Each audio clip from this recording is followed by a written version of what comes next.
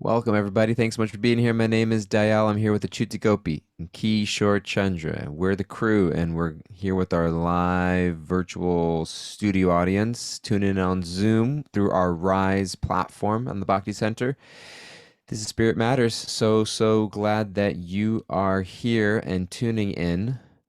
Um, how's everybody doing today? Where are we at this morning? I think I mean, the weather's miserable, but other than that, we're good. Weather is a little miserable I here in kind New of York City, kind It of is. rainy. It's a little bit. I kind of Achuta want is to not a fan of bad weather. She likes sunshine and warmth. I mean, well, it was snow raining, but Yeah, now it's doing mostly the raining. Although, I do like a good like summer rain. That's Like different. yeah, it is. And the other day we had a snow squall, which I didn't know what that was until like 2 years ago when we had a first snow squall. I was like, what is that? Why are we making up new? new But it's words. like, when you have those like summer storms where the thunderstorm only lasts 10 minutes, except for with snow. It was Mm, very interesting. I remember that. Yeah, super interesting. But Sure, what's Yeah. going on? yeah, yeah. And then I have a question I want to pose. Okay, let's get to the question. Kishore, how you I'm doing? I'm ready Make for it. the question. I'm the same. I'm like Yeah, dreary rain. I need the question. yeah, yeah. I'm like Kishore. Make it quick with your status update because we want to get to the question. Um, my question is kind of, how do we balance, especially like in our spiritual lives, um, maintaining our composure and feeling kind of happy or separate in our happiness when the world is going to crap. Like, Mm, does that make us spiritual bypassers to not always feel depressed about the state of the world?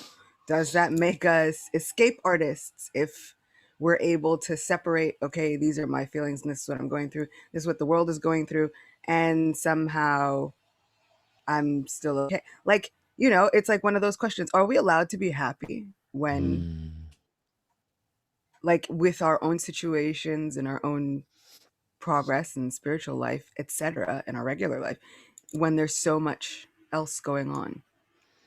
mm. That's a really good question.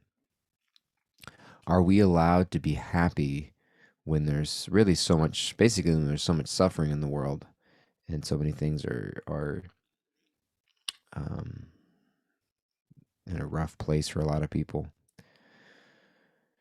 Hmm. I have an answer. Good, good. I was I have a blanking. simple answer. I was blanking. I was like, it's like I I have a don't spirit. know. I don't know. I don't know anymore. I have a spiritual answer and I have a real life answer. I mean, spiritual life is real life.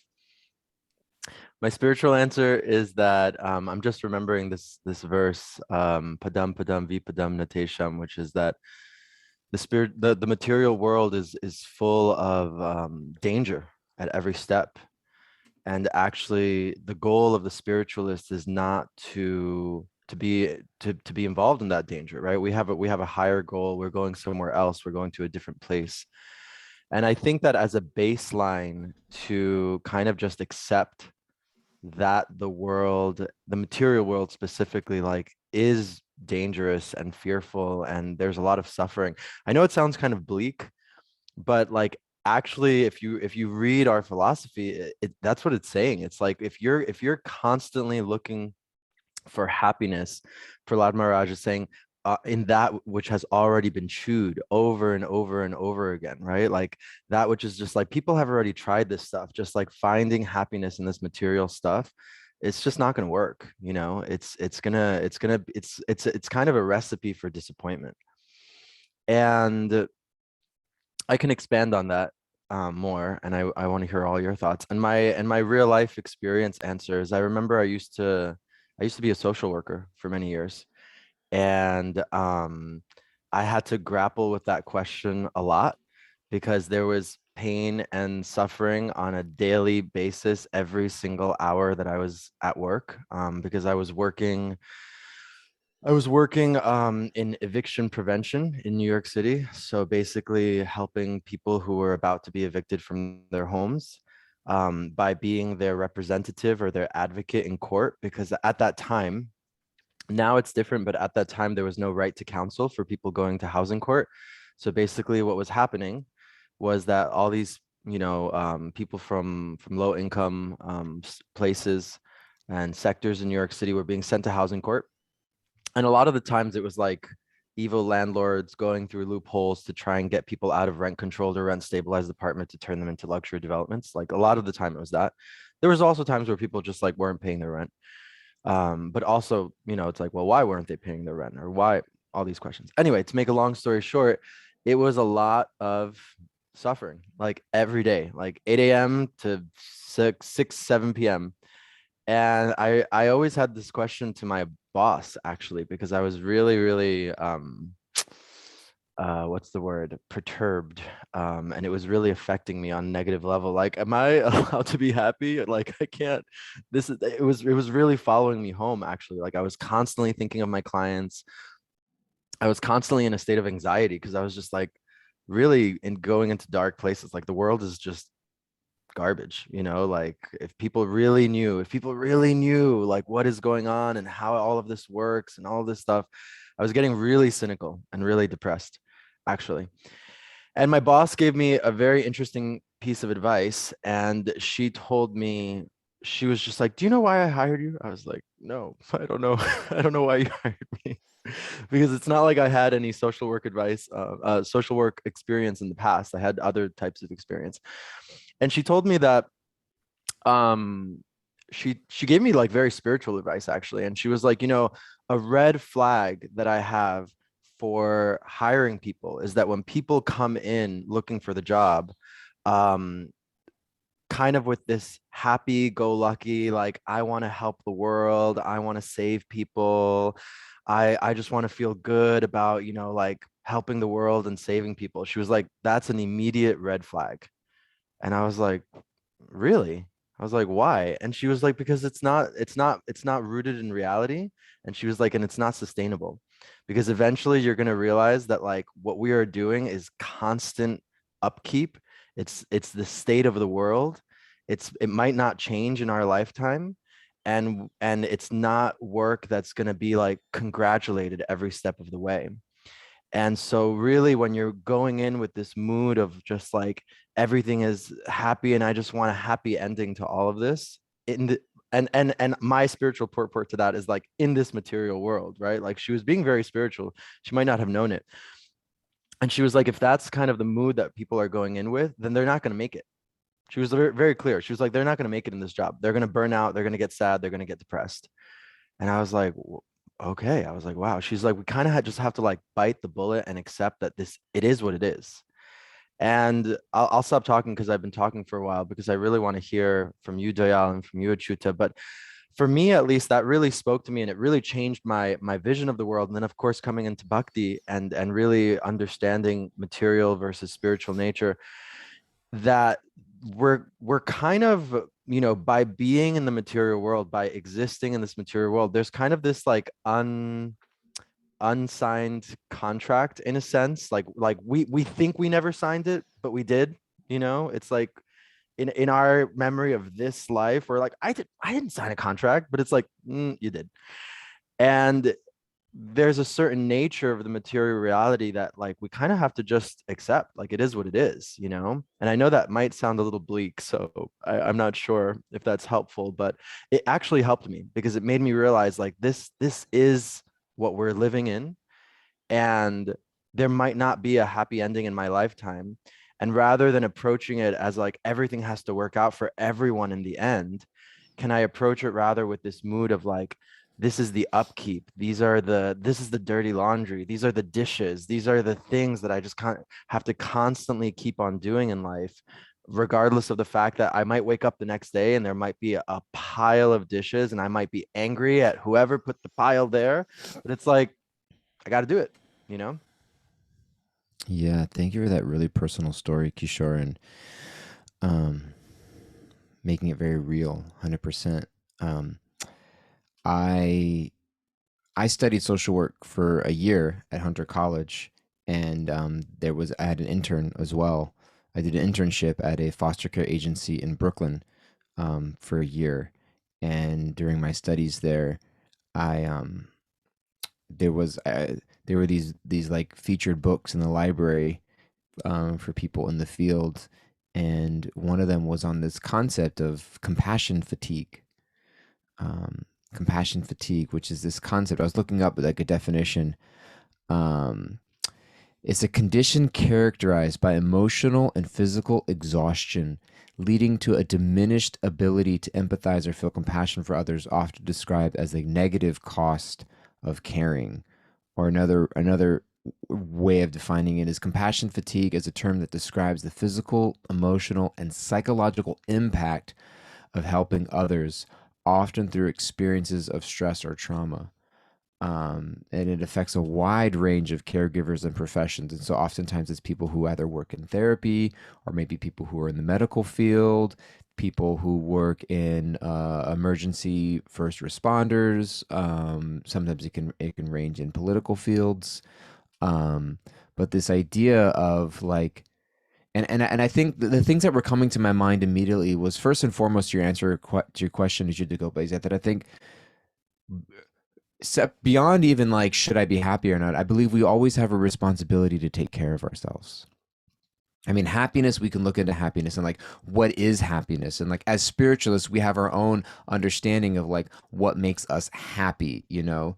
And sometimes the things that we think are going to make us happy actually end up biting us in the end.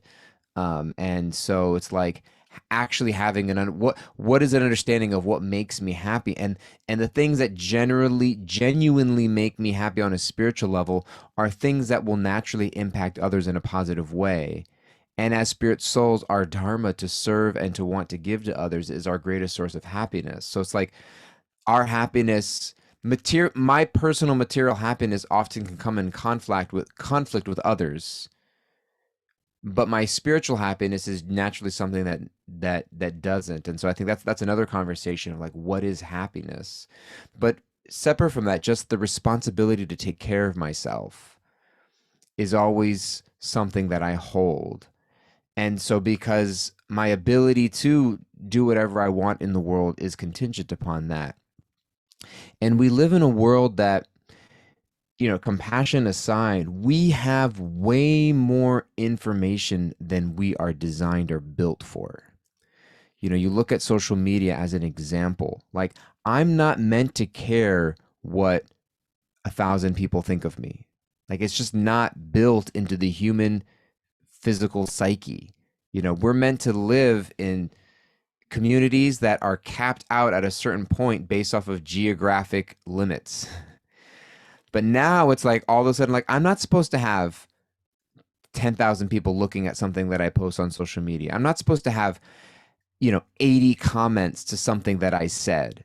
The emotional and psychological capacity to take all of that in is beyond what we were designed for. And similarly, when we look at like the awareness we have of everything going on in the world, it's disproportionately beyond our capacity to do anything. And so it there's an imbalance there. Whereas, you think like, let's say you remove technology from human society. Now it's like I live in a world where anything that comes in contact to me, I have some, there's somebody who's ill in my village, or there's somebody that has the problem that are my family. And it's like there's a direct way that I can interact. Now I'm hearing about, wars on the other side of the world, and I'm like, is there something should I do? Is there something I can do? What do I do? I'm just gonna start reposting stories, and I'm just gonna start, saying, my heart is with you, and like, whatever may be, and it's like, when George Floyd died, it was like, I'm gonna post a black square on my social media page, and if I don't, that means I'm a racist, and it's just like, but like, what is that black square doing for anybody? And it's just like there's all this pressure of like, I got to do something, but then does it really do anything in the end? And then it's just like, okay, there's so many more issues beyond what we're able to actually do. And I think that it goes back a little bit to this conversation we've been having all week about roles. Like, what is the actual role that I have to play in this situation? And what's my capacity to serve? What's my capacity to give? And that maturity to know, um, like I was just talking about this yesterday in a class I was giving to the women in our ashram here at the Bhakti Center. We have like a resident women's spiritual training program. And at the end, we were talking about this sort of dichotomy of radical self acceptance along with radical self development and transformation, radical self improvement. So you like spirituality is this ability to hold both of those things simultaneously, where radical self acceptance means understanding the context of my life, not shaming myself, understanding that I'm doing the best that I can and I should be, celebrating where I'm at. I don't have to be anything different in order to be worthy of love and acceptance. And radical self development and transformation, which is like, I have so much growth to do and I need to be pushing myself a little bit more. And if I don't hold those two things together, it tips the scale. And so I just think, A, we always sum it up. A, we always have a responsibility to take care of ourselves because we're of no good to anybody if we don't, and it's our responsibility. B, we have access to more information than we're designed to. Um, and that really tips the scale and actually like confuses us in our role about things. It's like kids, like it's common that kids get really messed up because like their parents are fighting and then like the mom or the dad starts like talking to the kids about like their marriage problems and the kid's like 6 years old or 11 years old and it's just like don't the mom shouldn't be like complaining to the kid about how much they hate their father. It's like that's too much information for that child to do anything with. And then there's this sense of like being able to balance like the capacity of my role and what I can and can't do, and then like being able to like navigate that. I think so. It's like part of that. Part of it was like a rhetorical question. Part of it was really like, things been feeling heavy for like years. How does it? How do we? How do we spiritually balance? But so much. I feel like so many good things came up. One, it's looking honestly at the nature of the universe and the material existence and our space within that material existence. And I was just talking to my sister yesterday, and we were saying, we think and we like to tell ourselves how different things were back in whatever time, back in the day, back in, you know, previous yugas or time frames or, ages. And it was so different. We're not built for this. We're not made for this. It was so different. And then I think about it and I'm like, actually, it wasn't. It wasn't different. 5,000 years ago, the whole world had issues to the point where celestial beings who technically don't reside on this earth planet said, all right, it's too much. In like enough is enough. Like y'all got earth is a hot mess. Y'all have issues and we need to like figure out how to fix those issues. And then like you said, Dayal, they looked at, okay, what's our role in this? And in looking at what is our role in all of this, I've seen so many posts and I've spoken to so many people even before this whole global tension started like really broiling up.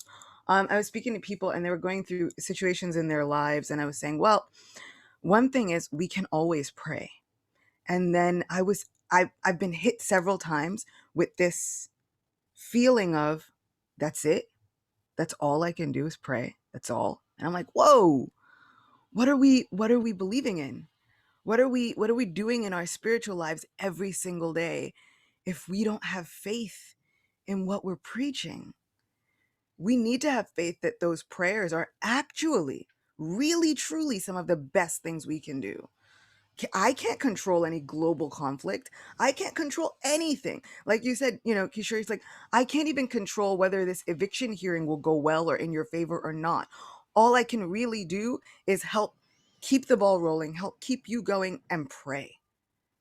And so at some point, if we are not backing up our spiritual life with actual faith, we're going to fall into this pit where it's like the most important thing that we do and we give no importance to it.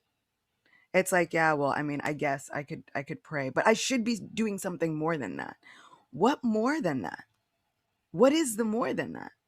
Understanding our roles in this material existence helps us to understand that, one, I'm not the controller, and the maintenance and upkeep of this material existence belongs to somebody, and that is absolutely outside of my pay grade. I realistically speaking, I can't do it. And we see time and time again, there are places in Srimad Bhagavatam where Lord Vishnu is saying, he's like, you're trying to do my job. My job is hard. This maintenance business it's not an easy task. And he tells people left and right, people who have much more psychic and mystical abilities than you or I. And he's like, as much stuff as you got over there, as many abilities as you have, this upkeep is fierce. It's not for the faint-hearted. And there's really one person that's able to really truly keep up with that maintenance. And then just thinking about compassion fatigue. I was thinking about it, and like, this was Arjuna's situation. Like, this is Krishna saying, you're lamenting over too much, bro. You're taking on too much. And it's like, just looking at how these essential truths and these universal concepts really are so present in all of our spiritual histories, that they don't just have to become one-dimensional things you read in a book one time and then you forget about them and you go on about your life. No, they're really applicable. And I was just kind of appreciating how everything really comes together. And like you were saying, Doyle, and I actually, I was on that train for a long time. I was like, what? I don't think we were built to handle all of this. I don't think we were. And that is actually true. But conversely, I think this knowing about these worldwide issues and problems has always been there. If we look at people back in the day, when we think it was different, they were kings of the world and they had to take on worldwide issues. And we might think it was just a small thing, but even to the point where if somebody had a miscarriage, they'd now go to the government and be like, why didn't you adequately protect me from this horrible thing that happened in my personal life? Now, if we tried to do that, the government's like, I'm not involved in your personal life. Like, you got to handle your personal life. My role is different. It's on a larger scale. I have to take care of all of these people. I can't be worried about your personal life. And back then, a king was so much more involved, even to a karmic point. Like, they were so heavily involved, even in the personal lives of people, that I do think we like to tell ourselves it was different, but maybe it wasn't, because it's still the material world and still a material existence.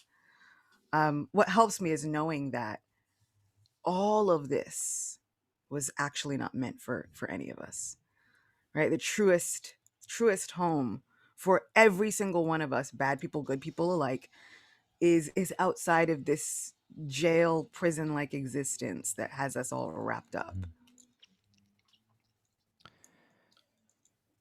What's in your mind, Kishore?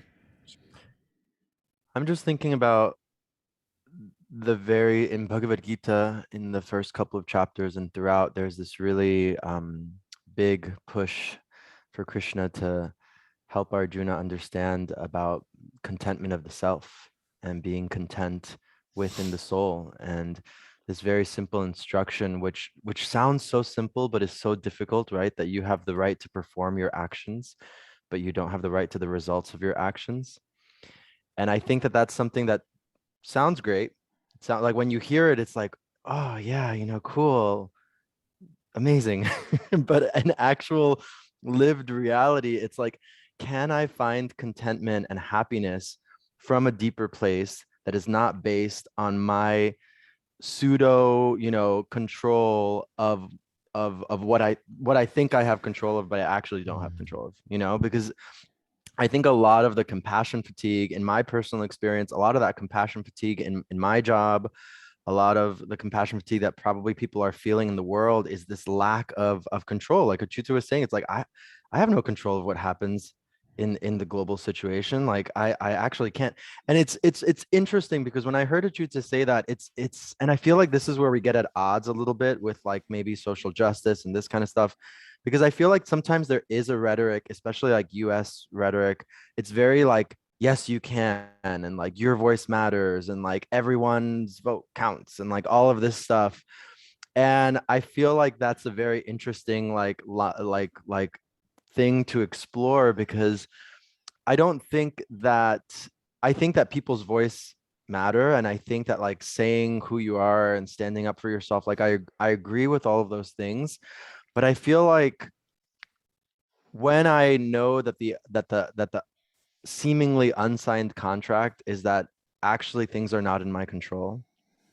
Actually, things could go like, if I told you 3 years ago that we were going to go through a global pandemic and then like there was going to be war, like you probably wouldn't have believed me, right? You'd be like, you're crazy. What's going on? But that's what's happening, you know? And I think it speaks so much to like, wow, things are really out of my control. There's some like crazy mystery people up at the top just pulling weird strings. I have no idea. I'm not going down that rabbit hole on the internet to find out. Like, it's just all over the place. But what can I do? Bhagavad Gita, Krishna is saying, like, to find contentment in the self, actually, to find contentment in the nature of the soul. And Krishna says that that's actually what brings peace. And that's actually what brings happiness. So I can't remember who made this point, but revisiting kind of our idea of what happiness means in the first place. Like, is my happiness contingent on like global peace? You know, I feel like that's going to be rough if like my happiness is contingent on global peace. It's like I'm not going to be happy for a while. And it's like to really understand like what does happiness actually mean, and bringing it more to a spiritual level of what Krishna is saying in Bhagavad Gita is like that discovery of the self, that discovery of the soul, and finding that contentment within actually brings peace, equanimity, real lasting happiness, Krishna says. So I think this temporary happiness of like, oh yeah, you know, we started off today with the weather, and Krishna speaks about the weather actually in Bhagavad Gita. Um, we started off with the weather. Oh, it's sunny. I feel great. Everything's beautiful, and it's sad, and it's dreary, and it's rainy, and it's like this, and it's like this is kind of the nature of the world, right?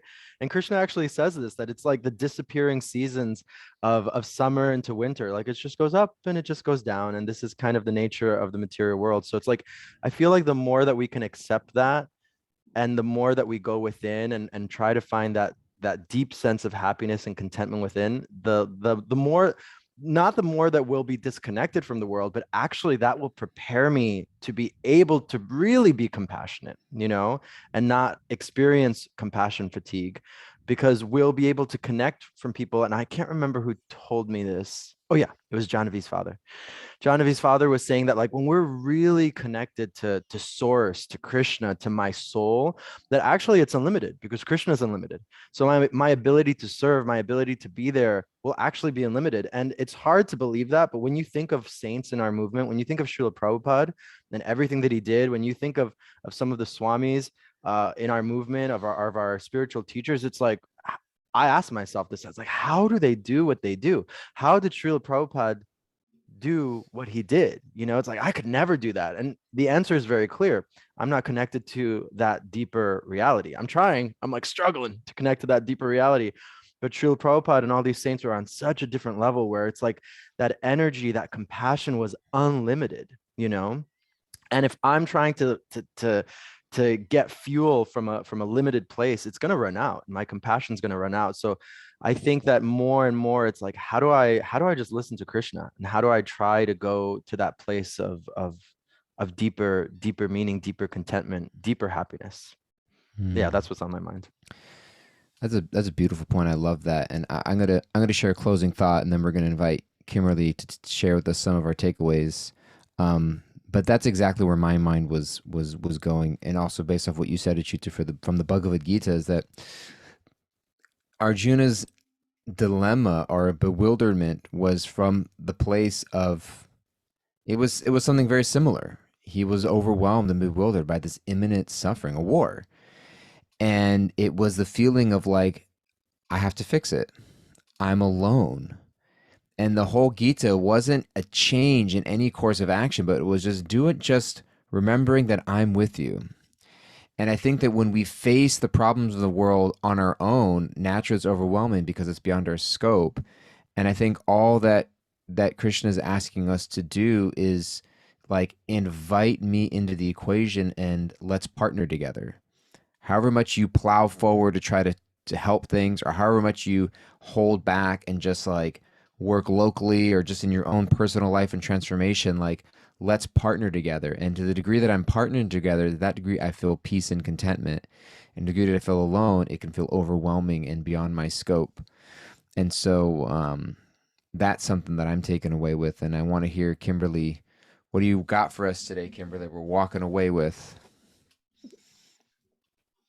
We have the responsibility to all take care of ourselves, balancing radical self acceptance and radical self transformation. There's a lot of things out of our control, but we can have faith in the power of prayer. And then discovering happiness and contentment from within, from our unlimited source. Beautiful, beautiful. Any other closing words that we should? I think I would just add one that spiritual social work and material social work depends on us doing our duty and being detached from the results.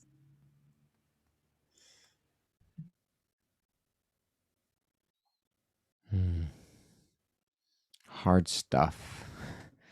Hard stuff. Okay. Thank you guys so much for being with us. We're grateful. We everybody take care of yourself. Everybody get a bath. Everyone take a bath. Get a spa treatment. Do something to take care of yourself this weekend. The world's in a rough place, and we love all you guys, and we're praying, and we're here. That's what we're here for. More than anything, we're here just to connect and to be with each other and to process things as we go. Really, really grateful. We take the weekend off, so we'll be back on Monday. Please join us then, and thank you guys all so much. Take care. Bye bye.